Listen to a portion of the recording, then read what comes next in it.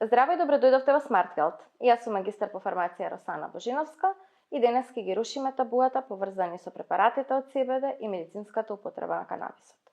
Со мене е магистар по фармација Филип Ачковски со повеќе од 20 годишно работно искуство во областа на промоција, едукација, маркетинг, продажба и бизнис развој во фармациската индустрија, топ едукатор, активен промотор за здравиот начин на живот и автор на 2 книги за унапредување на здравието на пациентите, 50 здравствени совети за првите 100 години од животот. Ти благодарам, Росана, за убавата најава, за поканата за гостување во овој навистина еден модерен и квалитетен подкаст. Секогаш со задоволство прифаќам да поддржам проекти кои што се во насока на унапредување на здравието и здравствениот стил, а во овој случај и на унапредување на квалитетот на информациите кои што ги добиваат нашите пациенти, а и здравствените работници воопшто. Ке те прашам директно, дали CBD е нешто што секој фармацевт треба активно да го препорачува?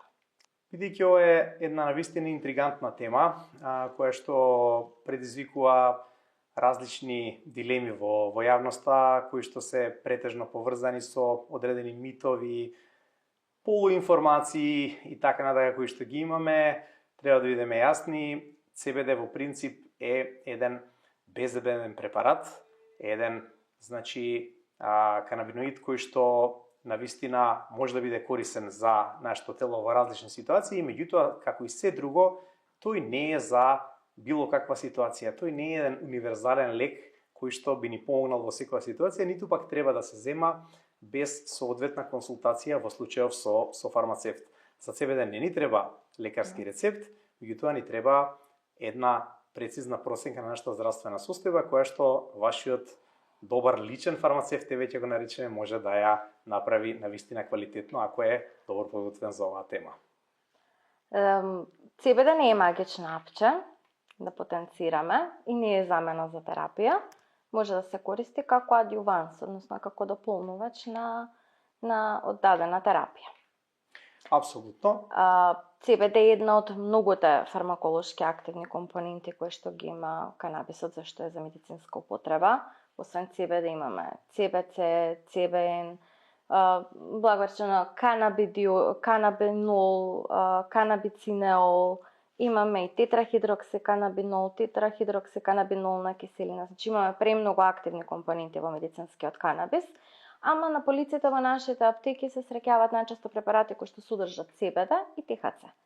Да ја направиме разликата, односно да ги разграничиме овие 2 активни компоненти од медицинскиот канабис, CBD и THC. Која е разликата меѓу нив?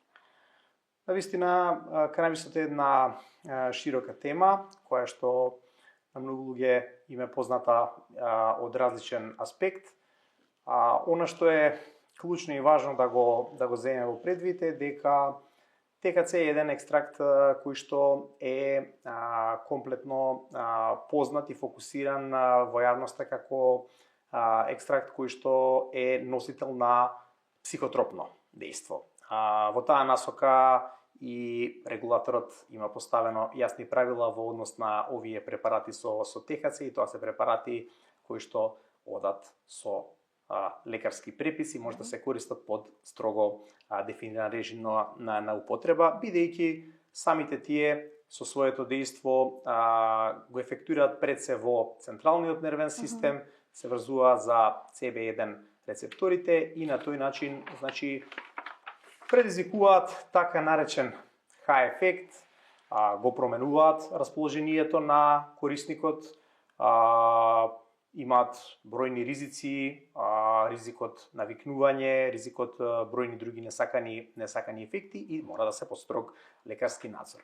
Од друга страна, CBD е препарат кој што действува по други механизми. Се врзува за други рецептори, неговите дејства се поврзани со пред се со периферен ефект и со во одредени делови ефект на имуниот систем, и на тој начин ние добиваме еден препарат кој што генерално е безбеден, токму заради тоа и дозволен без рецепт да се користи, токму заради тоа и кога велиме CBD ги насочуваме нашите пациенти или корисници према фармацевтот, не мора во секоја ситуација да го консултираат лекарот, туку се во ситуација да го подобрат своето здравје. Убаво рековте, тоа е адјувант во терапијата, не е никако прв избор во терапија на било која ситуација, ниту пак треба да очекуваме чуда од него или дека тоа ќе ни ги реши веднаш проблемите кои што ние сме ги наталожиле веројатно со долгогодишни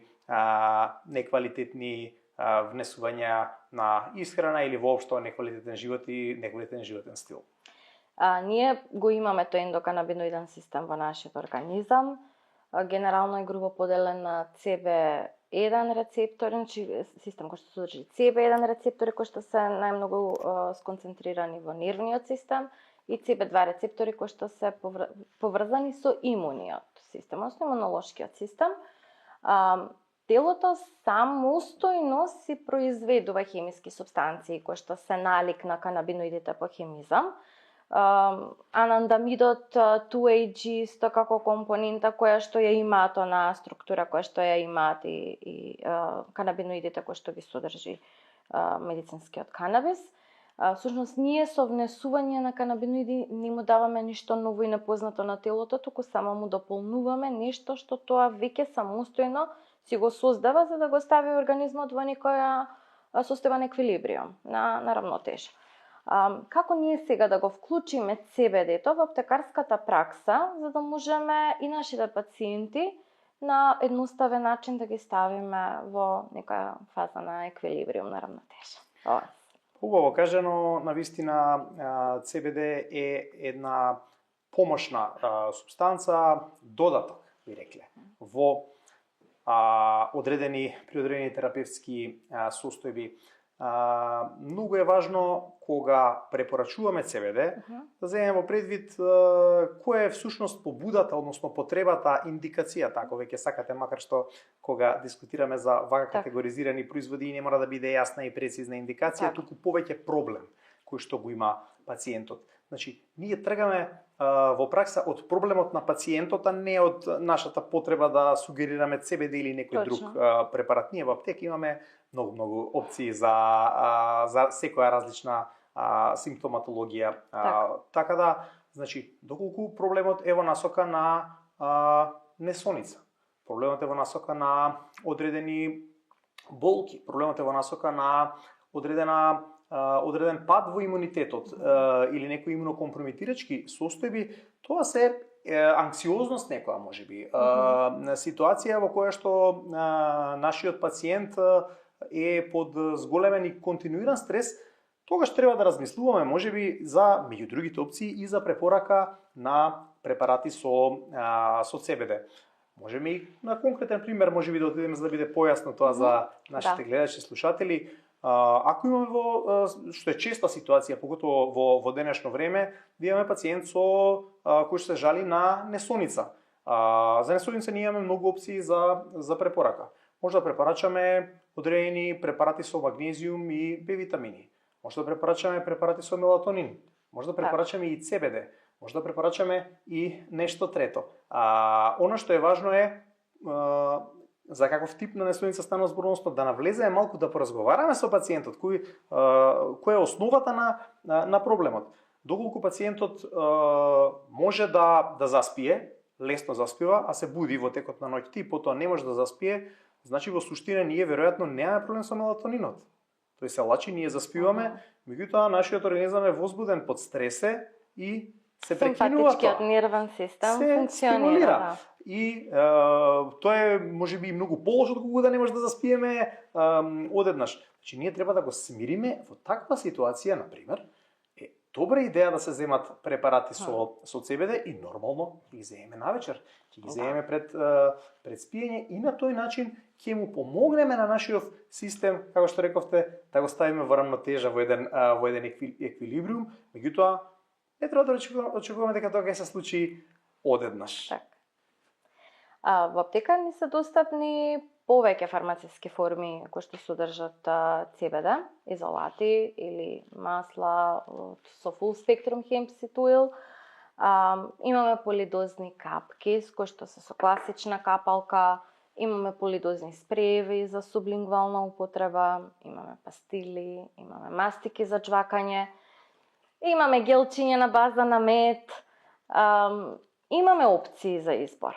Сега, најмалку подетално да ги дефинираме оние моменти каде, како, што би можеле да искомбинираме, каде можеме полидозни, каде можеме монодозни и која е предноста на едните, односно негативната страна на другите, можеби во одредени ситуации поврзани со пациентите. Обично вие што се полидозните препарати, како можеби да се вклучат во секојдневието на пациентите, а како можеме да ги вклучиме монодозните?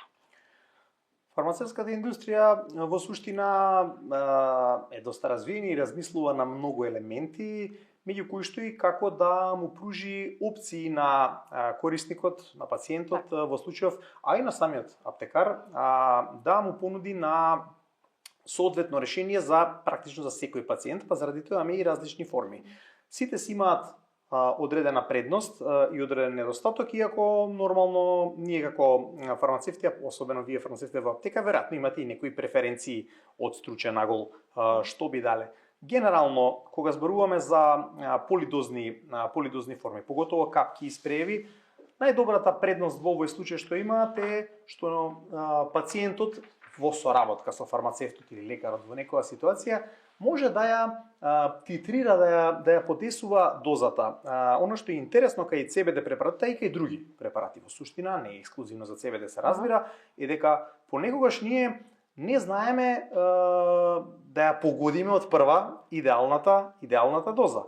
Значи ние по правило треба да стартуваме од најниската можна доза и тоа е многу згодно као овие препарати. Ти си купил едно шишенце со капалка или со спреј, почнуваш со едно или две прскања зависно по упатство и од концентрацијата која што имаме. Меѓутоа, за да го достигнеме ефектот, можеби кај одредени пациенти ќе требаат 3, 4, 5. Значи, нас ни треба еден процес на титрација, на подесување на дозата која што можеби трае и повеќе денови. Во таа смисла, овие полидозни препарати имаат таква предност. Може да бидат и сирупи и така натака. Монодозните препарати, генерално, гледано од мој аспект, ми се умилени и подобри, можеби и од машки аспект гледано, бидејќи се попрактични. Тука веројатноста за грешка е многу мала. Знаеме која доза ја зијаме еднаш во точно одредено време, веројатно бидејќи ова е природен препарат, да не заборавиме, значи тој со текот на времето како и секој друг ќе губи од концентрацијата, ќе губи од активните супстанции, мислам, тоа важи и за лекови, кои што се пакувани во, секогаш велам, ако зимате сирупи или нешто друго, испијте ги до крај, нема да ги чувате. Не добиваме ништо со тоа. Стабилноста ќе се намали, не знаеме колку имаме после некое време. Истата ситуација е и овде. Монодозен препарат гарантира иста доза, еквивалентна во рокот на време траење, гарантира многу подобра хигиена, нема да успееме да го загадиме за разлика од сирупите кои што се под ризик, значи со тие шприцеви и така натака, и гарантира дека пациентот нема да погреши дали избирал точно 10 капки, 9 капки, дали капката, аголот под која што ја стават. Зборуваме за можеби едноставни проблеми, а не за едноставни кога треба да имаме прецизно дозирање. Така да, кога зборуваме од овој аспект, од аспект на титрација, од аспект на можеби економска некоја логика на пациентов, згодни се полидозни препарати. Ако зборуваме за квалитет, за константна доза, за хигиена, за сигурност, за рок, монодозните препарати секако дека имаат предност. Така да, ако може да дефинирам, може и полидозните препарати се добри додека да ја дефинираме дозава и за пациент што не ја знае, оној што си ја знае дозата или кај што веќе сме одредиле, монодозен препарат има апсолутно предност. Сега обично кога препорачуваме ние од аптека, директно, што се однесува за препарати на база на CBD, препорачуваме по принципот start low, go slow. Таа ни е како една девиза што ја имаме, што се однесува до препаратите на база на канабис. И обично препорачуваме да тоа биде во вечерни часови, кога пациентот одмара, или евентуално за денови за викенд, кога има слободни денови, кога ќе може да ги помине деновите во одмор, за да видиме и да добиеме фидбек од негова страна како се чувствува кога го зема препаратот. Сега, дали сметаш ти како магистар по фармација дека полидозните препарати тука ни се попаметен избор, да ги препорачаме на пациентите. Кога имаме момент кога ние не знаеме точно кој е прагот на толеранција на канабиноиди кај пациентот.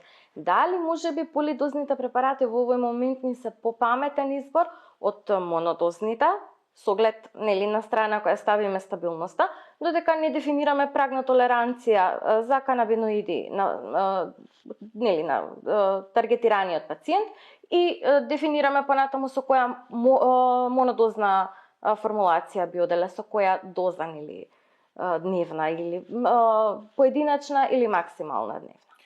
Па мислам дека погодивте во центар на проблемот, односно на ситуацијата, и токму заради тоа и француските производители го дале овој широк опсег што го споменавте на производи. По правило за сите производи кои што делуваат во аспект на нервниот систем или на имунитетот, секогаш одиме со, а и воопшто во фармацијата, ако може да постигнеме ефект со пониска доза, секогаш треба да го направиме тоа. Истото важи и овде, особено поради целата таа стигма и нејаснотија, магла која што можеби некои пациенти имаат околу производот. Значи, во таква насока и понекогаш некој наш балкански, ќе кажам, менталитет кој што вика дајте ми го веднаш тоа што пишува Форте или Ултра, појакото Рапид. Не, тоа е погрешен пристап во секој случај, а поготово во овој кога не знаеме што е, кога прв пат го ставаме пациентот, мора да го ставиме на почетнава доза. Во тој аспект, додека да се дефинира дозата, се корисни полидозниве препарати. Треба да земеме предвид дека овдека има еден сложен механизам на обработка на овие препарати, значи користење на ензими на црн дроб, и ние зависиме не само од тоа дали пациентот прв пат воопшто користи CBD или не, дали користи антидепресивна терапија или не, дали користи, колкава е неговата физичка големина, височина, килажа, дали му е во добра состојба црниот дроб, или можеби е веќе тој истоштен од некои други лекови или алкохол, антикоагулантна терапија. Значи, така да, во тој контекст исправен изборот да се оди со ниска почетна доза, исправен изборот кога не знаеме што да очекуваме, да се оди со вечерно земање за почеток, што е поврзано и со некои очекувани или можни несакани нуспојави. Рековме, не се чести кај CBD, ама може да се појават нормално, не постои најбезбеден лек. Апсолутно. Секој си има несакан ефект пропратно со него, па дури еден обичен парацетамол. И колку е поголема дозата, толку се поголеми и несаканите ефекти. Заради тоа е и сосема логично, и тоа треба да го прифатиме, дека за тоа почнуваме со минимална доза, за да утврдиме и која е толеранцијата на пациентот, како во однос на ефектите, така и во однос на нус ефектите. Значи, кога ќе си имаме пред нас пациент, како фармацевт во аптека и сакаме да препорачаме препарат на база на CBD или како претходно што кажав, full spectrum некој hempseed oil, за нас како фармацевти побезбедно е да одиме со препорака на полидозен препарат, кој што ќе можеме да му го титрираме со доза на пациентот буквално од една капка па се до прагот на толеранција, кој што може. Обично имаме пациенти кои што толерираат само 5 милиграми на CBD, ама имам и пациенти како мене кои што толерираат и до 150 милиграми на CBD. Така да, еве тука да кажеме, јас пак ќе кажам, според мене, според моје лично искуство, да полидозните препарати мене секогаш ми биле пред сите овие останати монодозни. Ама по друга страна, па монодозните ми се многу практични да ги препорачам на пациенти кои што сакаат едноставност, прифатливост. Па понекогаш имаме јасна ситуација. Да. Имаме пациент кој што веќе пробал и користел препарати. Тој веќе знае со која доза го постигнуваме посакуваниот ефект. Ако зборуваме за некој благ седативен ефект или ако зборуваме за некој смирувачки ефект, како што обично очекуваме, нели? Кога ги користиме овие овие CBD препарати. Од друга страна, апсолутно тотално нов пациент кој што никогаш не користел ништо и не знае која е неговиот праг толеранција, е логично да се стартува со полидозни препарати. Од друга страна, секој од препаратите и не е ист. Имаме точно наведена концентрација 10%, 15%, 1000 мг, 50 мг и така натака, па ние можеме и да го на старт подесуваме каде и што. Меѓутоа, кога веќе ќе ја дефинираме дозава, ако имаме монодозен препарат, секогаш ќе има предност во таа ситуација, заради наведените ситуации. Да, сега повеќе ставивме акцент на нервниот дел од делувањето на CBD, односно на нервниот систем, ама се почести ни се посети во аптека од пациенти кои што имат некои системски воспалителни процеси, благо речено артрити, автоимуни заболувања, кои што исто така се поврзани со системски воспаленија, кои што им делуваат и на физичко, а и на значи на соматско и на психосоматско здравје. Сега, тука како ние CBD да го вклучиме, а да не се плашиме дали можеме или не можеме да направиме поголем проблем во однос на заболувањето. Кај автоимуни, што да очекуваме? Кај автоимуни, кај воспалителни процеси? Мислам дека ситуацијата со чести изголемени воспалителни процеси кај популацијата е за жал ситуација која што е во тренд, да не речам, односно подобро кажано е нешто што е еден од медицинските предизвици. И е тесно поврзан со падот на квалитет во животниот стил, тесно поврзан со зголемен седечки начин на живот, тесно поврзан со пад во квалитетот на храната, користење на процесирана исхрана, веројатно и загадување на воздухот и така натака. Значи, ситуација во која што ние сме тригерирале еден комплексен внатрешен механизам на воспаление. Во таа ситуација е секогаш добро и корисно ние да го соодветно модерираме, односно имуномодулираме нашиот имуносистем, бидејќи тој е одговорен за реакцијата према воспалението. И ако тој е во идеална состојба, во еквилибриум, тој соодветно ќе реагира не во насока на интензивни процеси на борба против воспалението, туку во насока на сузбивање на тоа воспаление. Во таа смисла, одредени препарати што се на база на CBD, кои што докажано имаат поддршка имуна во организмот, може да бидат како сапорт, како адјувант, како што реков уште на почетокот на разговорот, може да бидат многу корисни, без при тоа ние да тргнуваме од идеја дека знаеш што, сега ќе земеме ние препарати со CBD и ќе го решиме ние овој проблем кој што сме го наталожиле со години назад неквалитетен животен стил. Ние мора да го најдеме причинителот за воспалението. Така. Тоа е основната наша работа и било која препорака за било кој препарат, без пред тоа да сугерираме промени во животниот стил, е недоволно добар аптекарски совет. Расно е дека во аптека работата е доста динамична и дека можеби не секој пациент ќе успее да го добие вниманието што му е потребно. Некои од нив не го ни бараат. Тие обично бараат одма нешто инстант решение, ама нашата одговорност како фармацевти е да бидеме и едукатори во тој дел и секој час на колегите што тоа наоѓаат простор и време да го прават.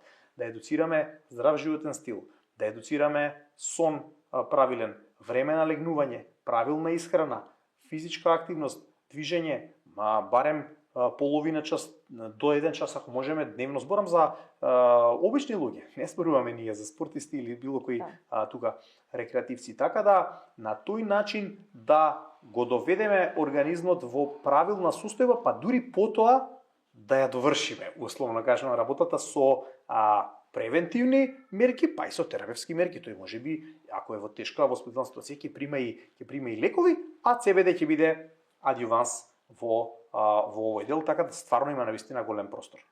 Доколку не би биле едукатори во однос на пациентите за вакви ситуации, тогаш би можеле слободно да ги затвориме аптеките и да останеме со маркети и со драгери. Па добро, навистина широка тема. Меѓутоа, во секој случај, борбата за позицијата на фармацевтот, меѓу другото, се прави и со стручноста и со поддршката на оној кој што е наш примарен чинител. Без пациентите губи смисла постоењето и на аптеките, па и на фармацевтите. Каков е твојот впечаток, еве, како некој кој што има толку годишно искуство во работата и со продажба, и со маркетинг, и со промоција, и со едукација, и во бизнис развојот на фармацевската индустрија, каков е твојот впечаток за фармацевтите кај нас? Конкретно, не само за фармацевтите, зборам за фармацевската фела, за нашиот фармацевски сектор, колку ние сме обучени, колку ние сме спремни да излеземе со став поврзан со медицинскиот канабис и со препаратите на база на CBD, и тоа јасно и гласно и сигурно, одговорно да го понудиме на нашите пациенти. Подобро, кога зборуваме за фармацевтите и фармацевтите техничари, да не ги заборавиме кои се навистина активни чинители во функционирањето на аптеките кај нас, недосмислено можам да кажам дека навистина имаме квалитетни кадри, од една страна, од друга страна темата за CBD не е толку нова, некаде пред 5-6, можеби и нешто повеќе години, кога започна, кога се отворија прво законски рамки за да може ова да се да функционира, па започна продукција и така натака, веќе се работеше активно на прво создавање на свест во јавноста, а потоа и кај фармацевтите за една нова тераписка можност која што ја отвараат овие препарати, кои што во светски рамки се тренд и бум, кој што е во апсолутен развој. И сега, за жал, како и секоја друга работа која што овдека започнува, неопходно е да се рушат митови, тоа не е завршен процес овде, меѓутоа фармацевтите кои што сакаат да бидат препознаени како сериозни здравствени лица и едукатори, мора да бидат спремни, меѓу другото, и за овие производи, и дел од нив нормално вложуваат во својата едукација. Јас испратам една порака овде, дека ниедна едукација, па и за потребата на производи базирани на CBD, не е залудна, таа ве прави поквалитетен кадар, креира поголема вредност за вас во очите на вашите пациенти, каде што во суштина е и клучната суштинска улога на фармацевтот, и тоа е единствен начин да избегнеме етикетата на продавачи во бел мантил. Ние сме советувачи, или треба да бидеме советувачи, да ги водиме пациентите, се разбира со едно сериозно жонглирање со време, простор, таргети, бројни математики тука кои што се направени, се додека не се дојде до едно разбирање и од филата и од државата дека треба да добие вистинска позиција фармацевската професија, а поготово аптека. Ако ставиме акцент на пациентот, тоа ќе ни биде многу едноставно. Апсолутно нема поефикасна метода на продажба од пациент што се враќа бидејќи е задоволен кај вас, а не тој што многу платил еднаш, па после тоа можеби и не е најсреќен. Кога сме кај фармацевските формулации, сега се вратиме чекор наназад, имавме полидозни, монодозни, дискутиравме кои се предности, кои се недостатоци, кои, каде, што, како можеме да ги вклучиме. Кај нас од монодозниве препарати, бидејќи за полидозни веќе јасно ние што имаме достапно, канабигал имаме спрејче за сублингвална употреба, имаме капки со класична конвенционална капалка. од монодозните препарати, имаме достапно сироп во форма на кесички со основа на мед. Како тоа да го поврземе медот со CBD? Па добро, навистина канабигал е една екстензивна линија во која што влегуваат препарати како за внатрешна употреба, кои што ги споменавте, така и за надворешна дерматолошка употреба, па и за некои специфични состојби, како што е псоријаза, како што е првут и така натака, значи атопична кожа, атопичен дерматит и слично, навистина тоа е една екстензивна линија. Меѓутоа, кога го зборуваме конкретно за оралните дозажни форми и особено за монодозните форми, тука дефинитивно фаворит е канабигал сирупот, кој што е во еден популарен стикпак пакување, доста практично заради тоа што овозможува да ја внесеме една наша цела доза на еден безбеден хигиенски начин и да го задржиме концентрацијата во текот на целиот период на време траење на рок на употреба на препаратот. Сега медот е избран како еден медиум за дистрибуција на маслото од екстрактот од CBD, бидејќи од една страна во најголем број од случаите препаратот се користи, рековме, во вечерните часови. Користењето на сладки работи како прво не стимулира да го прифатиме на подобар начин овој производ. Од друга страна, значи, медот е познат како доста корисен во случај на одредени имунолошки проблеми и така натака, или проблеми со грло и слично, каде што исто така CBD препаратите наоѓаат корисна примена како дополнување, така да во тој и не помалку важно од технолошки аспект може успешно и стабилно да опстои овој производ, бидејќи во секој случај најважна работа која што како фармацевти треба да имаме во предвид е да имаме еден, кога станува поготово збор за природни производи, еден стандардизиран производ, каде што ние стоиме, гарантираме како компанија, како фабрика позади концентрацијата на производот, стабилност и успешен ефект. Сите тие три работи во оваа комбинација се споени и заради тоа канабигал стикпак, односно сирупот во форма на кисички е навистина добар избор кај различни проблеми. Магистар Филип, да ги дефинираме вака на брзина, краткиве прашања, што ни се од најголема полза и нас фармацевтите во аптека, а и за пациентите кои што се заинтересирани, сакаат и може би пробале до сега многу препарати и немаат ефект конкретно на подобрување на квалитетот на сопственото здравје, да им конкретизираме, значи во кратки црти со по една реченица за препаратите за CBD. CBD наутро или навечер? Генерално, ако прв пат користиме, мудро е да се зима навечер. Исто така, ако индикацијата е несонница, се разбира дека ќе го земеме 30 на минути пред спиење. Доколку го користиме за анксиозност или некои стрес ситуација која што може би се случува во текот на денот, треба полека да го воведуваме препаратот и да мониторираме ефектите кои што ги имаме врз организмот, односно нус ефектите, дали има некоја поспаност, дали има некој замор, дали има некој пад во концентрацијата. Во таква ситуација ќе се консултираме со нашиот фармацевт. Со или без храна? Во пракса е подобро заради апсорбцијата да се користат после јадење. Најголем фаворит во ваква ситуација е ако ги внесуваме тука заедно, односно после некоја масна храна. Следното прашање кое што најчесто сум го добивала во аптека, дали може да се комбинира со антидепресиви? Ова е една деликатна тема и бидејќи самите пациенти се деликатни, а и заради тоа што во суштина може да дојде до одредени интеракции поради метаболизирањето преку црниот дроб.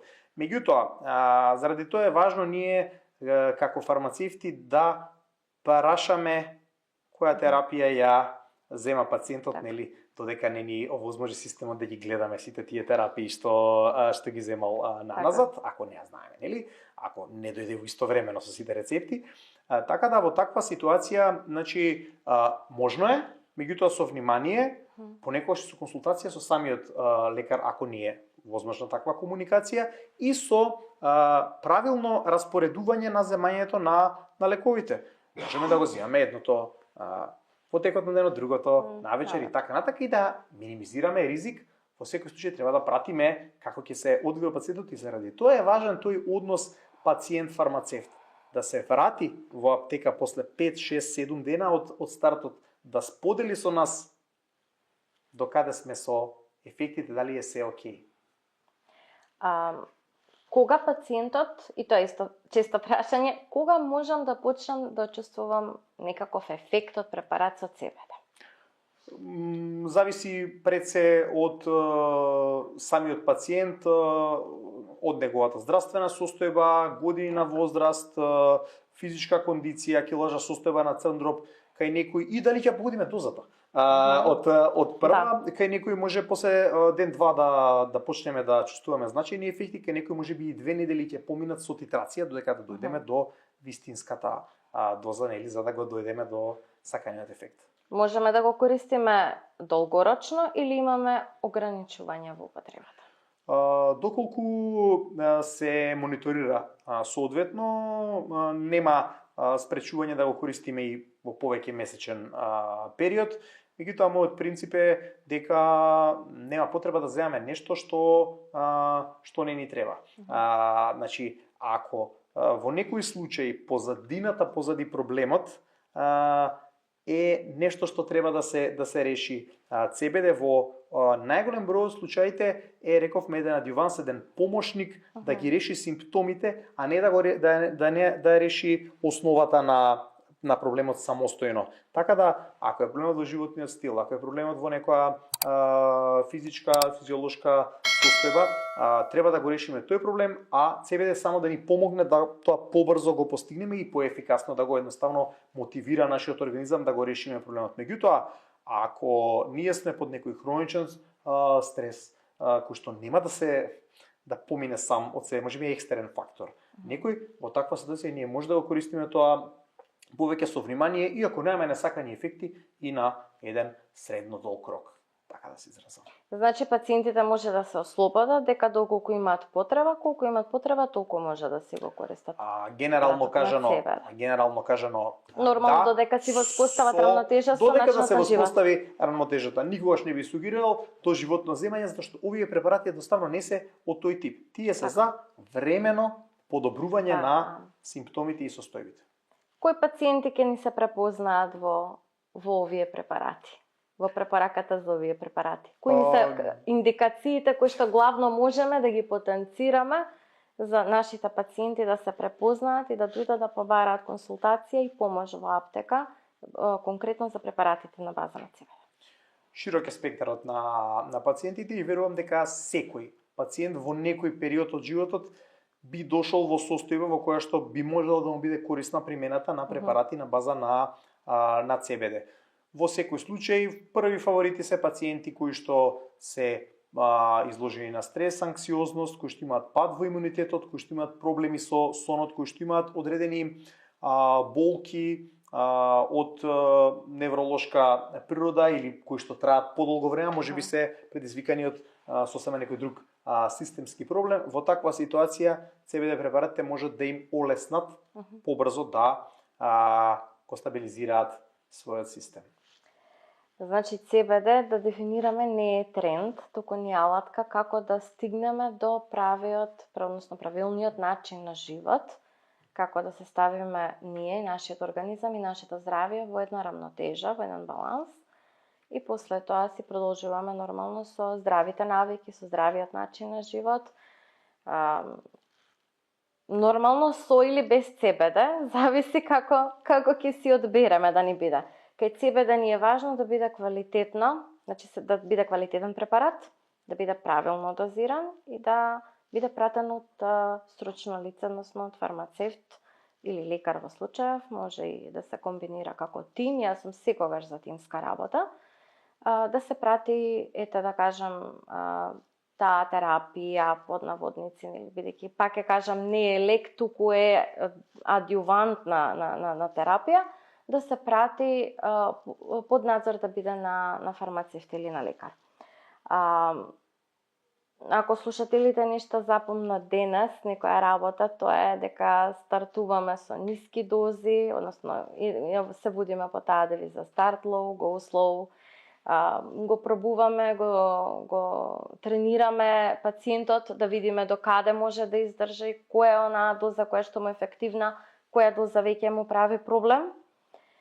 И тука веќе отприлика знаеме со пациентот како можеме понатаму да го водиме кроз тој пат на употреба на CBD препарати со CBD.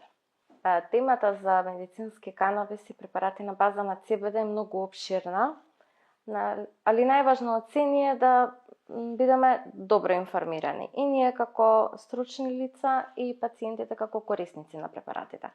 Кога сме кај информираноста, кај едукацијата, магистар Филип, имаш, како што спомнавме во најавата, зад себе 2 книги напишана за 50 здравствени совети во првите 100 години од животот. Така е. Каква е приказната позади овие книги? Значи, книгата 50 еднакво на 100 и 50 поголема од 100, вториот дел, провокативно наречени 50 здравствени совети за првите 100 години од животот се плод на еден проект за унапредување на здравствената свест под брендот Топ Едукатор, кој што во суштина има за цел да го унапреди разбирањето пред се на пациентите за основните и најчестите здравствени проблеми. Има за цел така наречено креирање на паметни пациенти кои што ќе можат навремено да ги препознаат проблемите во здравството, да им обрнат соодветно, но не преголемо внимание, да си само помогнат, тоа е еден практичен водич за самопомош при основни проблеми, дали е тоа покачена температура, дали е тоа диареја, дали е тоа покачен крвен притисок, холестерол, покачена гликоза и бројни други состојби кои што се случуваат од педиатриска па до гериатриска возраст, брзо да реагираат, да санираат одредени состојби, бидејќи во некои ситуации брзата реакција ја прави разликата помеѓу успешно санирање на проблемот или завршување во болница. Игнорирање на некои проблеми може да придонесе доста потешка здравствена слика, а од друга страна презасилување на некои проблеми и одење на лекар за било каква работа го одзема вниманието и времето на лекарите од пациентите кои што навистина имаат проблем. И во тој контекст нема ограничување, ниту пак може да постои состојба во која што ние премногу знаеме за нашето здравје. Секоја здравствена едукација ја сметам за корисна и правилна и во тој контекст се направени овие книги едноставно брзо да го водат пациентот, родителот со најчестите и најфреквентните здравствени проблеми и тој да знае како да реагира, кога да реагира сам, кога да не крева паника, кога да оди брзо на лекар и да не губи време. Така да тоа е еден од моите проекти кои што меѓу другото потврдува дека и фармацевтите се активни чинители во подобрувањето на здравствениот систем и во подоброто здравје на нашите пациенти. Мораме како фармацевти да бидеме активни чинители во здравствениот систем, затоа што сме последната алка од целиот тој синџир на здравствен тим, кој што се занимава со сите, па дури најосновните проблематики кои што ги имаат пациентите од аспект на здравјето. Кажи ми, Филип, книгата каде е достапна? Како можете ќе имаме сигурно заинтересирани гледачи кои што ќе сакаат да стигнат до книгата, чисто како некој гайдлайн да се имаат во одредени ситуации, каде може да ја најдат? Иве кај нас веќе ќе ја имаме достапна, али каде може да ја најдат и на друго место? Книгите се достапни на страница.mk како дел од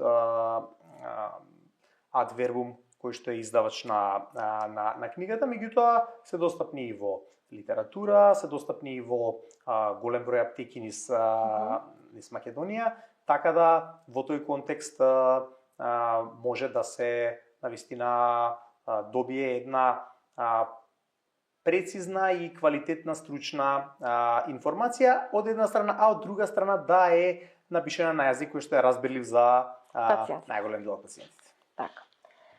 Ти благодарам што беше дел од нашиот проект Smart Health, паметно здравје во наш превод. Споделивме доста корисни информации за гледачите. Дел од нив и веќе ни се пациенти. Ги очекуваме, ве очекуваме и тие кои што не сте ни пациенти, да не консултирате, да се посоветувате со нас. Стоиме на располагање, дали тоа ќе го направите по социјални мрежи, дали ќе не посетите, дали телефонски ќе не контактирате, стоиме на располагање за било каква консултација поврзана било со совети, било со насоки, било со услужна дејност како фармацевт. Продолжуваме да го демистифицираме светот на фармацијата, останете со нас.